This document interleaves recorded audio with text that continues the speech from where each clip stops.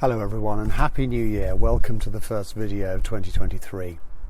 I hope you've all had a restful Christmas break and are looking forward to the new year with hope. It will bring with it new challenges, some of which will be anticipated and others will hit us out of left field. Our capacity to deal with these things fruitfully will depend on our resilience, dependence on God, and if they're challenges to community cohesion, our prior commitment to live together in God-honouring ways. Within a community there will always be conflicts. I wonder what the Lord does when he receives prayers across his desk asking for things that are fundamentally opposed to the prayers offered with equal passion by other Christians, especially when the desired outcomes seem mutually incompatible. If my postbag is anything to go by, this must be happening all the time. Well-managed conflict can lead to unexpected solutions that actually build relationships rather than drive people apart. But if it is to do so, there are three principles that must undergird our interaction.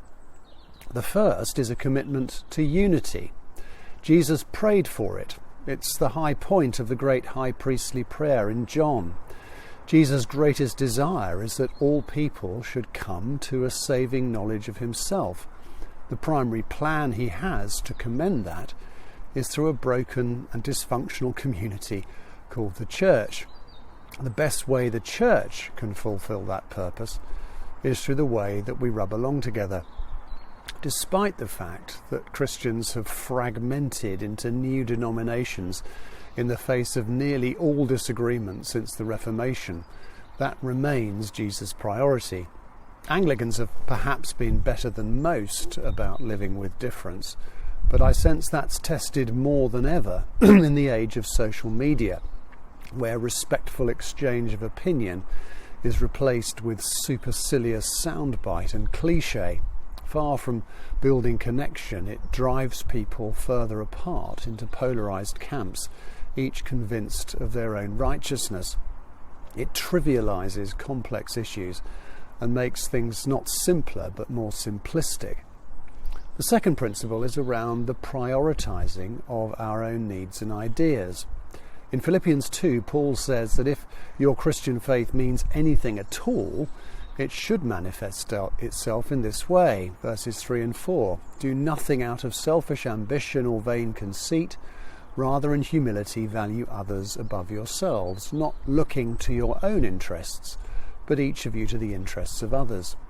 These are lofty words, but how will they work if you find your brother or sister in Christ advocating something with great passion that you would spend your life opposing?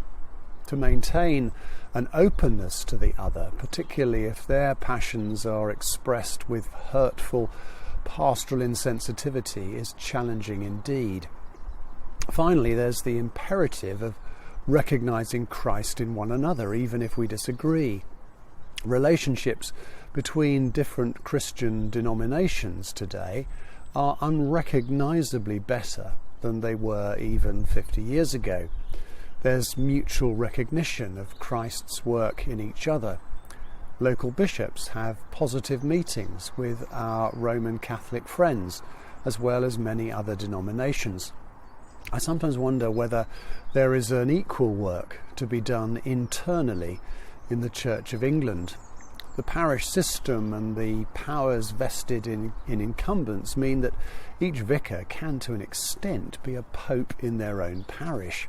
Once a vicar's installed, I have much less influence on the course of the life of a parish than people realise. We have different traditions in the Church of England. We can miss out on the richness of mutual conversation and learning and settle for an easy tribalism.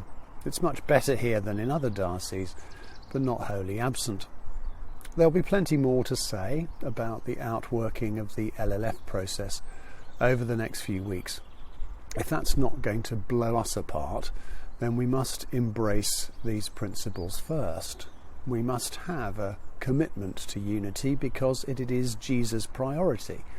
We commit to the good of the other, and we determine to recognise Christ even in those with whom we profoundly disagree. I pray that in the challenges of 2023, whether our internal conversations or parishes moving forward to explore new ways of being church, or the challenges of necessary cultural changes to be more fruitful as Christ Church in this diocese, we will know the indwelling power of the Spirit to show both his gifts and his fruits of mutual love.